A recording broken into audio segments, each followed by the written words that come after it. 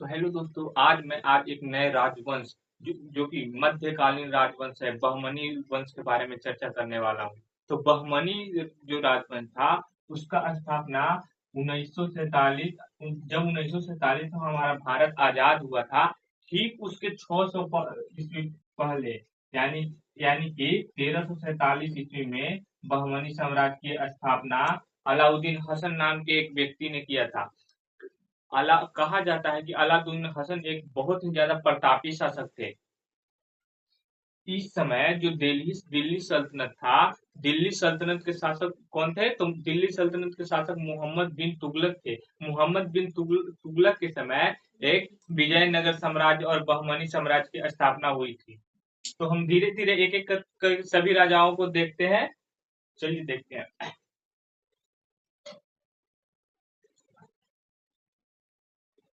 तो हम सबसे पहला राजा है इनके संस्थापक अलाउद्दीन हसन।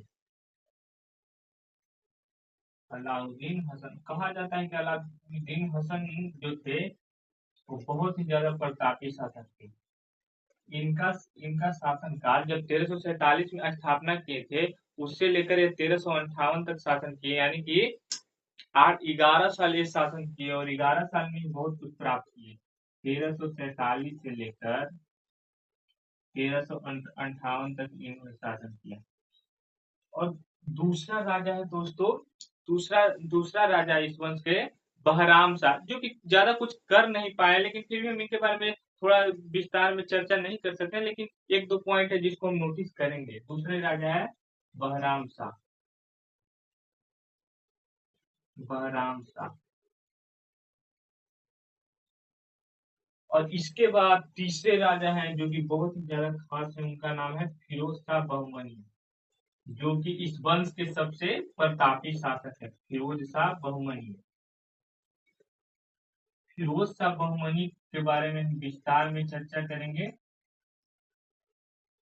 फिरोज शाह बहुमनी। फिरोज शाह बहुमनी के बाद हमारे एक चौथे राजा हैं जो कि हैं शिहाबुद्दीन। शिहाबुद्दीन।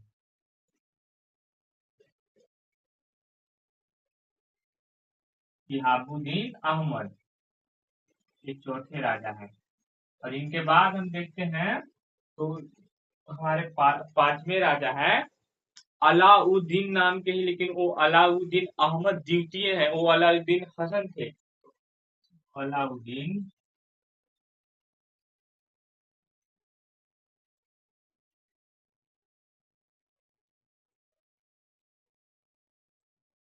अलाउद्दीन अहमद द्वितीय थे। और इसके बाद एक राजा हुमायूं थे। हुमायूं ऐसा नहीं है कि वो मुगल वंश के थे, ये बहुत ही पहले एक हुमायूं थे, जो कि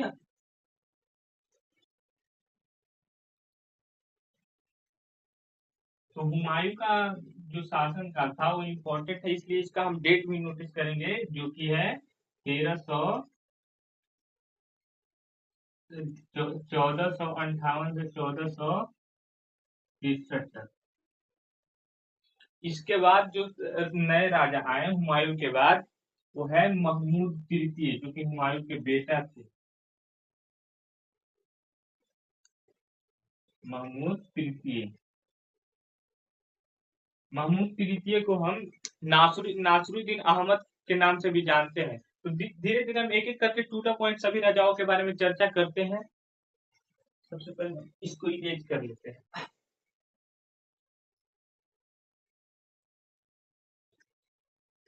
ऐसा माना जाता है कि जो अलाउद्दीन हसन थे, उन्होंने प्रारंभिक चरण में उनको एक ब्राह्मण थे जिन्होंने संरक्षण दिया था। जो ब्राह्मण इनको संरक्षण दिए, उनके नाम पे बहरम शाह की उपाधि दिए। बहरम शाह, क्योंकि ब्राह्मण नाम से रिलेट करता है। अगर कोई आदमी किसी को मदद करेगा तो उसका उपकार के नाम पे कुछ ना कुछ तो करना जरूरी है। तो वैसे ही हमारे अलाउद्दीन हसन जो उदार थे, उनके नाम पे बहरम शाह की उपाधि लिए और इसी से रिलेटेड बहमनी साम्राज्य की स्थापना की है। इनके हम कार्यों के बारे में देखते हैं कि इनका कार्य क्या क्या था।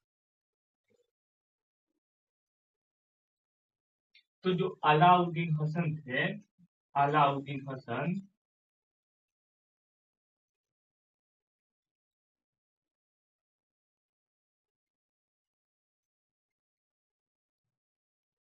कहते हैं दोस्तों कि अलाउद्दीन हसन को कई नामों से जाना गया, जैसे कि जफर खां, हसन गंगू। अब इनका एक दो नाम और है, जफर खां,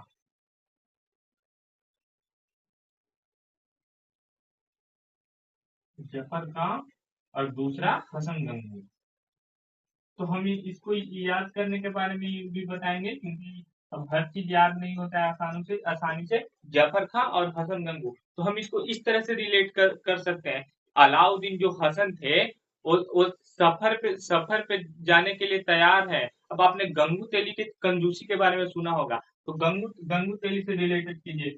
गंगू गंगू तेली है जो जफर को बनाइए सफर, और गंगू तेली जो कि कंजूस भी है और साथ में सफर पे भी जाने के लिए तैयार है। तो गंगू से हो गया हसन गंगू, और सफर पे जाने के लिए तैयार से जफर खां हो गए। तो इनका दो नाम इस तरह से हम याद कर सकते हैं। और कहा जाता है दोस्तों कि अलाउद्दीन हसन थे जो बहुत ही ज्यादा उदार शासक थे। इन्होंने मुस्लिमों और हिंदुओं दोनों को अपनी सेना में शामिल किया, और मतलब कहा जाता है कि इन्होंने जजिया कर को भी समाप्त कर दिया, जो कि बस खास हिंदू, सिख, बौद्ध ये सब से लिया जाता था, मुस्लिमों से नहीं लिया जाता है। अब जजिया कर क्या है, इसके बारे में देखते हैं। तो जजिया कर एक धार्मिक कर था। वैसे वैसे मुस्लिम धर्म में चार प्रकार के कर होते हैं: जजिया, जकात, खम्स, खराज। तो जजिया एक धार्मिक कर था जो कि गैर मुस्लिमों से लिया जाता था। तो जजिया को कहते हैं कि अलाउद्दीन हसन ने समाप्त कर दिया। अब ये क्या है दोस्तों, ये किसी भी शासक के उदारपंथी का ही तो नायक है। अलाउद्दीन हसन ने जजिया कर को हटा दिया, साथ में हिंदू मुस्लिम सबको सेना में शामिल किया, तो हम इनको कह सकते हैं कि बहुत ज्यादा उदार शासक थे।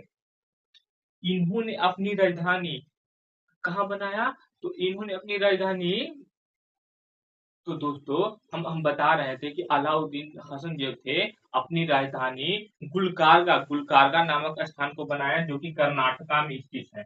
कहाँ राजधानी बनाया? गुलकारगा।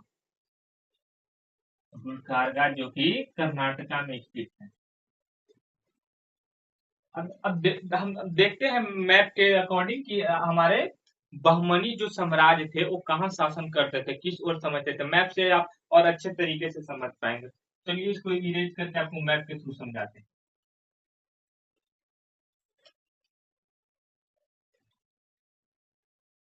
और कह सकते हैं कि जो बहमनी साम्राज्य थे उनका विजयनगर के साथ जमती नहीं थी। इनके बीच हमेशा युद्ध युद्ध और आन बान शान की हमेशा पड़ी रहती थी। तो मैप के थ्रू देखते हैं।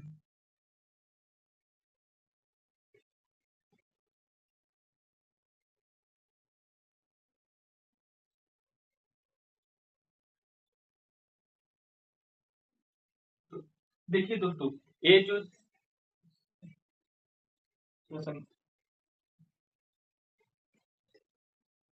ये जो नीचे का क्षेत्र है इसमें विजयनगर साम्राज्य थे, और ठीक इसके ऊपर महाराष्ट्र, कर्नाटका, इस बेल्ट में कहते हैं कि बहमनी साम्राज्य का शासन था। और इसी बेल्ट में हमारे अलाउद्दीन हसन ने बहमनी साम्राज्य की स्थापना की। अब देखिए ठीक इसके नीचे विजयनगर साम्राज्य है, तो इनके बीच युद्ध की संभावना बनी रहती थी। और इन दोनों के बीच एक नदी थी जो कि सीमा बनाती थी, उसका नाम है कृष्णा नदी।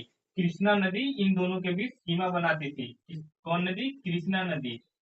और कृष्णा नदी के ही सहायक दो नदियां हैं, जो कि भीमा और तुंगभद्रा है। उसके बारे में फिरोज शाह बमनी कुछ बनाया है, जिसके बारे में हम आगे चर्चा करते हैं। और कहते हैं दोस्तों कि अलाउद्दीन हसन जो थे अपने प्रांतों को अपने प्रांतों को कहा जाता है कि चार भागों में विभाजित किए थे। पहला था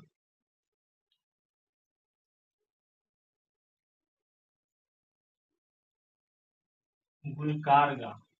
पहला था गुलकारगा, जो कि अभी हम बताएं कहाँ था? कर्नाटका।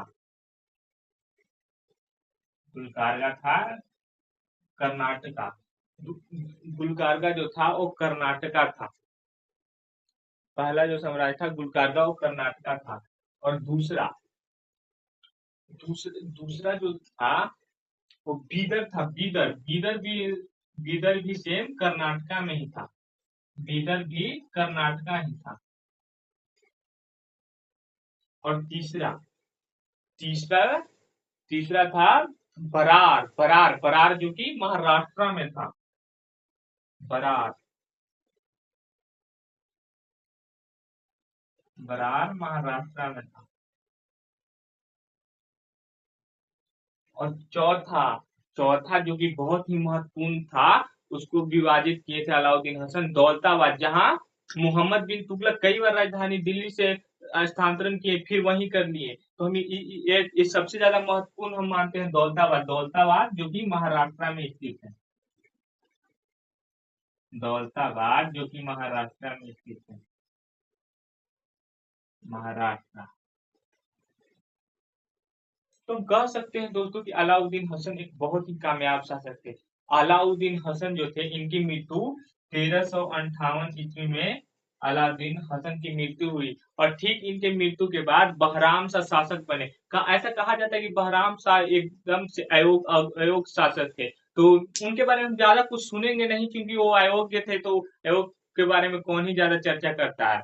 और उन्होंने ज्यादा कुछ योगदान नहीं दिया, तो हम उनके बारे में चर्चा करने से बचेंगे। और उसके बाद कहा जाता है कि फिरोज शाह बहमनी, जो फिरोज शाह बहमन जो कि सबसे ज्यादा प्रतापी शासक थे, इनके समय कहते हैं बहमनी साम्राज्य चरम उत्कर्ष पर पहुंच गई और एकदम पीक पे चल गई। इन्होंने स्थापत्य और कला को बहुत ज्यादा प्रोत्साहन किया और उसको भी ऊपर ले गया। अब हम धीरे धीरे फिरोज शाह बहमनी की ओर बढ़ते हैं। तो हम इसको इरेज कर लेते हैं जल्दी से दोस्तों, और हम धीरे धीरे बढ़ते हैं फिरोज शाह बहमनी की ओर। फिरोज शाह बहमनी इस वंश के सबसे प्रतापी शासक इनको माना जाता है। इन्होंने इस वंश का विस्तार किया। तो अगले शासक के बारे में चर्चा करते हैं, जो कि है फिरोज शाह बहमनी।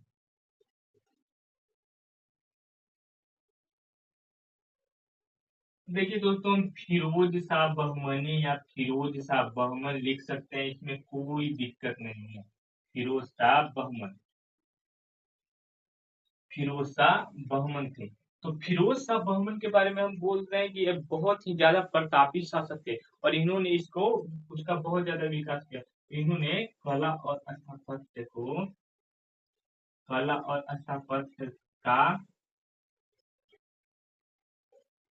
कला और स्थापत्य का विकास किया।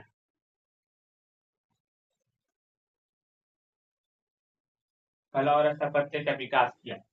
और इन्होंने उस समय, आप सोचिए, 1358 के बाद है, इन्होंने दौलताबाद में एक वेदनशिला यानी कि खगोल शास्त्र के खगोल शास्त्र एस्ट्रोनॉमी से रिलेटेड एक एस्ट्रोनॉमी की स्थापना की, जहाँ की खगोल शास्त्र के बारे में रिसर्च होता था, जो कि है दौलताबाद।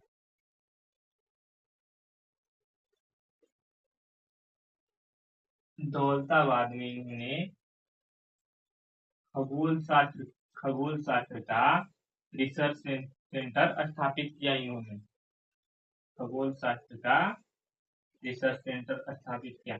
बताइए, उस समय ये इतना ज्यादा विकास कर चुके थे, कहते हैं कला और को बहुत ज्यादा प्रोत्साहन किए। और इन्होंने, अभी हम बताए थे कि जो विजयनगर साम्राज्य और बहमनी साम्राज्य था, उनके बीच कृष्णा नदी सीमा बनाती है। कृष्णा नदी की सहायक नदी भीमा और तुंगभद्रा है। तो ठीक भीमा नदी के किनारे एक नया शहर, अब इनका नाम फिरोज शाह बहमनी है, फिरोज शाह बहमन है, तो इन्होंने अपने नाम पे एक नया शहर फिरोजाबाद का स्थापना किया।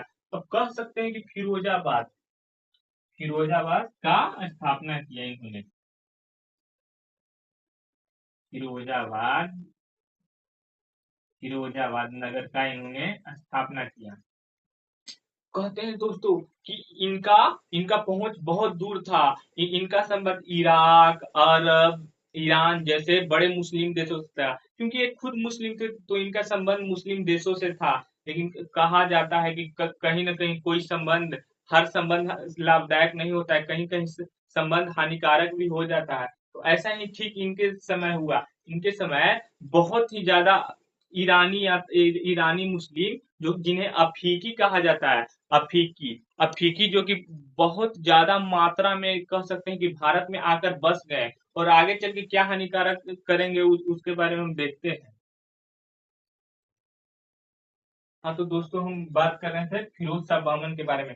फिरोज शाह बहमन के समय फिरोज शाह बहमन के समय इनका बहमनी साम्राज्य पीक पे पहुंचा था, यानी कि एक चरम पर पहुंचा था और ये बहुत ही ज्यादा विकास की ओर था। फिरोज शाह बहमनी को कहा जाता है कि विजयनगर के एक राजा थे जिनका नाम था देवराय। देवराय कृष्ण कृष्ण देवराय नहीं, सिर्फ देवराय को फिरोज शाह बहमनी ने हराया और उनसे 10 लाख जो कि उस समय मुजाहिम था उसको लिया और साथ में उनकी बेटी एक थी उनसे विवाह किया। कौन किए?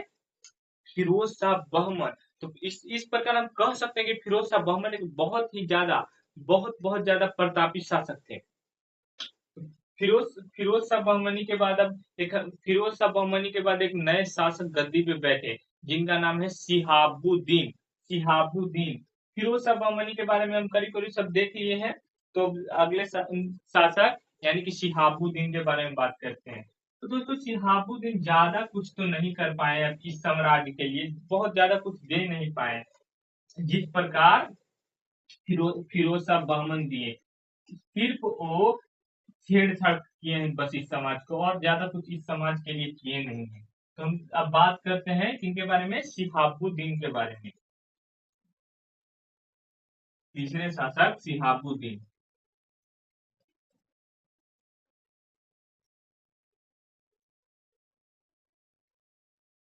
तीसरे शासक शिहाबुद्दीन।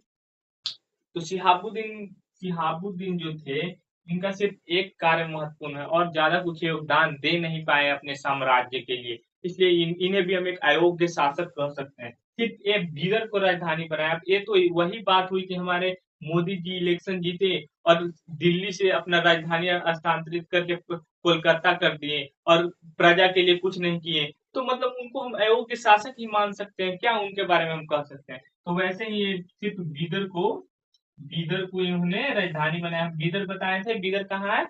बीदर है कर्नाटका में। चार प्रांत हम बताए थे। बीदर, बरार,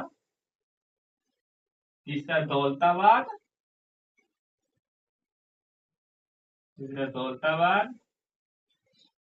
एक बताए थे गुलबर्गा। गुलबर्गा। अब देखिए बीदर जो कि है कर्नाटका में, हम शॉर्ट में लिख सकते हैं दोस्तों। तो दोस्तों हम चर्चा करते हैं। तो बीदर है कर्नाटका में, गुलबर्ग भी हम डैश इसके बारे में लिख देते हैं क्योंकि ये भी कर्नाटका में ही था। तो गुलबर्ग बीदर कर्नाटका में था और मैं बरार और दौलताबाद के बारे में बताया था कि ये महाराष्ट्र में है। तो ये दोनों महाराष्ट्र में है, महाराष्ट्र में है। दौलताबाद भी है महाराष्ट्र में। दोस्तों थोड़ा सा आपको प्रॉब्लम हो रही होगी अच्छा, लेकिन आप सुनकर अच्छा से समझ सकते हो। अगर आपको नोट्स का जरूरत होगा तो मैं आपको नंबर दे दूंगा, उस पर आप कॉल कर सकते हैं, संपर्क कर सकते हैं, आपको नोट प्रोवाइड करा दिया जाएगा। तो अब इसके बारे में बात करते हैं। अब हम कैसे याद करें चार प्रांत? तो याद करने में कठिनाई तो होने वाला है हमको दोस्तों। तो इसको याद करने का एक बहुत ही बेटर ट्रिक है। देखिए आप, देखिए गुल अब पंजाब में गुल मतलब आप रिलेट कीजिए, गल माने क्या होता है? बार। गल, तो गल कौन कर रही है? तो बीबी कर रही है। किसके बारे में? तो दौलत के बारे में। बीबी है तो सिर्फ वो दौलत दौलत के बारे में बात करती रहेगी, तो उसके बारे में आप ज्यादा टेंशन नहीं ले। तो गुलवर्गा, तो गल से गुलवर्गा। बीबी, तो बी से बीदर, बीबी।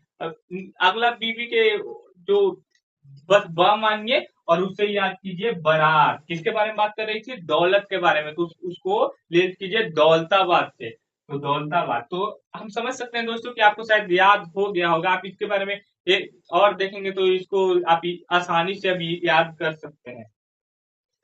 तो अब शिहाबुद्दीन के बारे में हम बात करें तो शिहाबुद्दीन ने सिर्फ बीदर राजधानी बनाया और ज्यादा कुछ योगदान अपने साम्राज्य के लिए दे नहीं पाए। तो अब अगले शासक के बारे में बात करते हैं। तो अगले शासक जो थे अलाउद्दीन हसन जैसा उनका नाम था, लेकिन अलाउद्दीन हसन जैसा उनका काम नहीं था। उनका नाम अलाउद्दीन अहमद द्वितीय था। अब उनके बारे में हम चर्चा करते हैं दोस्तों। तो सबसे पहले हम इसको इरेज कर देते हैं।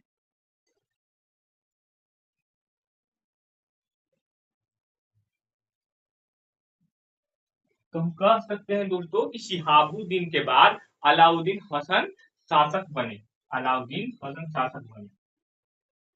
सॉरी दोस्तों, अलाउद्दीन हसन नहीं, अलाउद्दीन अहमद शासक बने।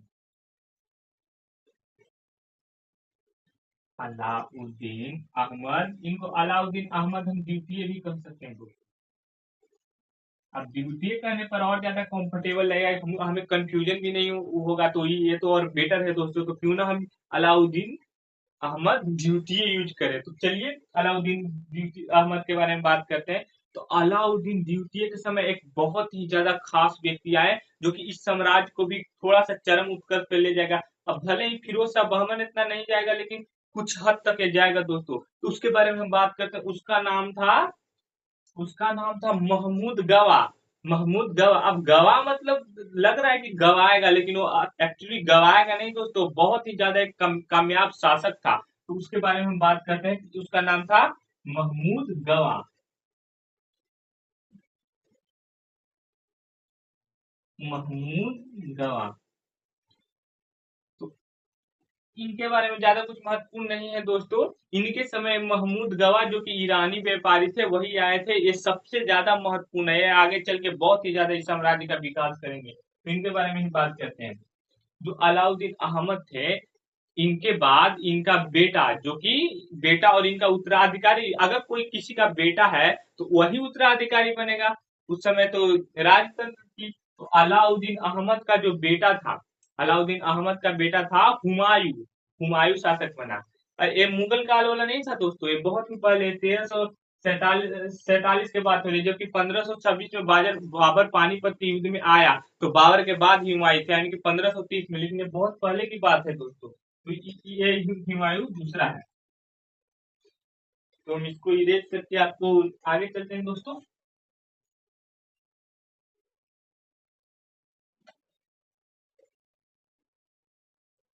तो हम आगे बात करते हैं हुमायूं के बारे में।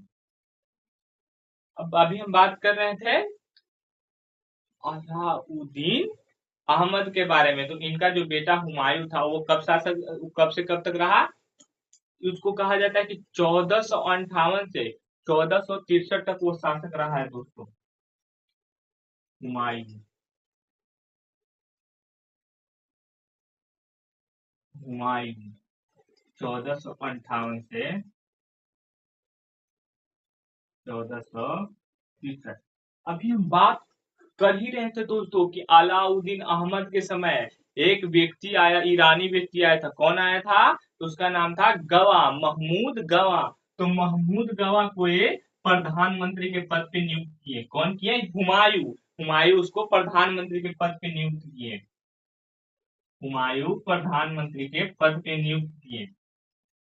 तो हम कह सकते हैं दोस्तों कि उनके किस्मत का बहुत ही ज्यादा अच्छा पल होगा कि वो दूसरे जगह से, ईरान से आए और इतने जल्दी प्रधानमंत्री के पद पे नियुक्त हो गए। तो हम कह सकते हैं कि बहुत ही किस्मत वाले थे। तो हुमायूं का एक बेटा था, जिनका नाम था महमूद तृतीय। जब हुमायूं धीरे धीरे बूढ़े हो गए, तो वो सोचे कि हमारा गवा को अपने बेटे महमूद तृतीय का संरक्षक बना दिए। महमूद तृतीय का संरक्षक बना दिए थे। और उस समय से महमूद तृतीय शासन कर रहे थे, एक संरक्षक के रहते हुए। कहते हैं दोस्तों कि महमूद तृतीय जो थे, उन्होंने, अब महमूद तृतीय के बारे में बात करते हैं कि महमूद तृतीय के समय महमूद गवा का क्या हाल चल रहा।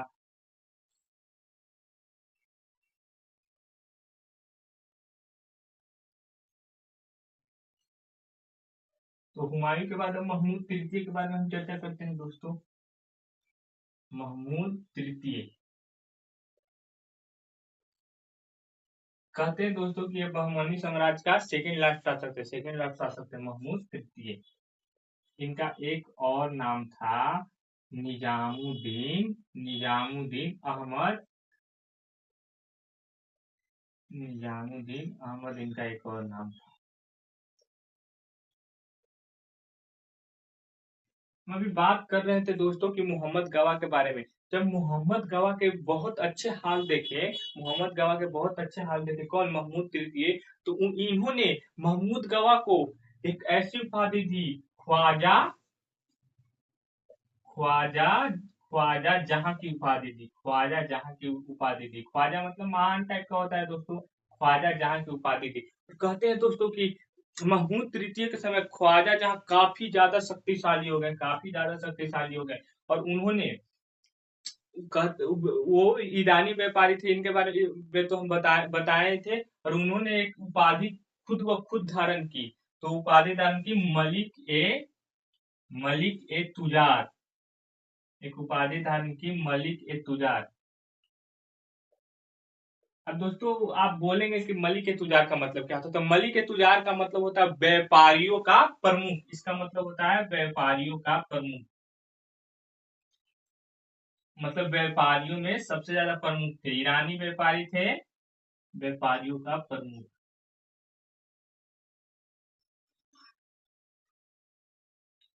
और दोस्तों ये धीरे धीरे काफी ज्यादा विकास के पद पे अग्रसर थे, और इन्होंने बीदर, बीदर जो कि हम बताए थे कि कर्नाटका में स्थित था, बीदर में इन्होंने विद्यालय की स्थापना की, बीदर में इन्होंने बीदर में इन्होंने विद्यालय की स्थापना की। तो दोस्तों हम कह सकते हैं कि काफी ज्यादा उन्नत कर शासन कर रहे थे महमूद तृतीय और महमूद गवा मिलकर। तो तो इसके बाद हम देख रहे हैं, तो दोस्तों कहते हैं कि महमूद जो गवा थे, इन्होंने व्यापार के साथ साम्राज्य का भी विस्तार किया, व्यापार के साथ साम्राज्य का भी विस्तार किया, इनका इनके समय भी साम्राज्य चरमोत्कर्ष पर पहुंचा। अब आपको मैप के थ्रू दिखाते हैं कि इनके समय इनका कितना साम्राज्य का विस्तार हुआ, किसका, बहमनी साम्राज्य का, और किन क्षेत्रों को इन्होंने अपने अधीनस्थ किया। तो देखिए दोस्तों, ये जो क्षेत्र आप देख रहे हैं गुजरात के, इन्होंने गुजरात के क्षेत्र क्षेत्र को जीता, और गुजरात के क्षेत्र के साइड में मालवा के क्षेत्र जीता, और साथ में साथ गोवा पे भी इन्होंने अपना अधिकार कर लिया। आप सोचिए दोस्तों, महमूद गवा ने कितना ज्यादा महमूद तृतीय के साम्राज्य को विस्तार करके दिया। अब आगे देखेंगे कि इनका क्या हाल होगा, आगे इनका देखेंगे कि अब क्या हाल होगा। इन इन तीनों क्षेत्रों पर पहले आप देख रहे थे कि इन बेल्ट पे इनका अधिकार था, बहमनी साम्राज्य का ऑलरेडी अधिकार था। उसके बाद इन क्षेत्रों को महमूद गवा ने जीत कर दिया, किनको दिया, तो महमूद तृतीय को दिया, महमूद तृतीय को दिया। अब उसके बाद हम देखते हैं, कहते हैं दोस्तों कि 1480 ईस्वी में, तो दोस्तों 1480 ईस्वी में इनके साम्राज्य बहमनी साम्राज्य में सांप्रदायिक जंग दंगे हो गए। हम उस वक्त आपको बात किए थे अफीकी, जो कि ईरान के मुसलमान थे, और इधर दक्कन के मुसलमान थे, दो प्रकार के मुसलमान हो गए, और दोनों के बीच काफी ज्यादा मात्रा में सांप्रदायिक दंगे हो गए दोस्त। और महमूद तृतीय के कान बहुत ज्यादा लोगों ने ऐसा भर दिया कि ये महमूद महमूद गवा है, ये जो महमूद गवा है, अब दोस्तों महमूद गवा भी ईरानी थे, और अफीकी मुसलमान भी ईरानी थे। तो लोगों ने ऐसा कान भर दिया कि इन सब कारणों का जिम्मेवार कौन है, महमूद गवा है। अब महमूद तृतीय को ऐसा लगा कि महमूद गवा इन सब चीजों का जिम्मेवार है, और महमूद तृतीय का सबसे बड़ा गलती दोस्तों, कि सन 1482 ईस्वी में, 1482 ईस्वी में इन्होंने महमूद गवा को फांसी देने का इजाजत दे दिया, और 1482 ईस्वी में दोस्तों महमूद गवा को फांसी पे लटका दिया दोस्तों। बताइए इन्होंने इस साम्राज्य के लिए क्या क्या नहीं किया, और उनके साथ कैसा परिणाम हुआ है दोस्तों। फिर भी अब क्या कर सकते हैं, बेचारा कुछ बहुत ज्यादा इस साम्राज्य का विस्तार किए, फिर भी इनको बेमतलब के बस कुछ चुनिंदा लोगों के, रूढ़िवादी सोच वाले लोगों के कारण इनको फांसी पे चढ़ा दिया महमूद तृतीय ने। कहते हैं दोस्तों कि कुछ दिनों के बाद सन 1482 ईस्वी में ही बहमनी साम्राज्य का पूर्णतः पतन होने लगा, और बहमनी साम्राज्य का करीब करीब पूरा पतन हो गया दोस्तों। और इस साम्राज्य के कहते हैं अंतिम राजा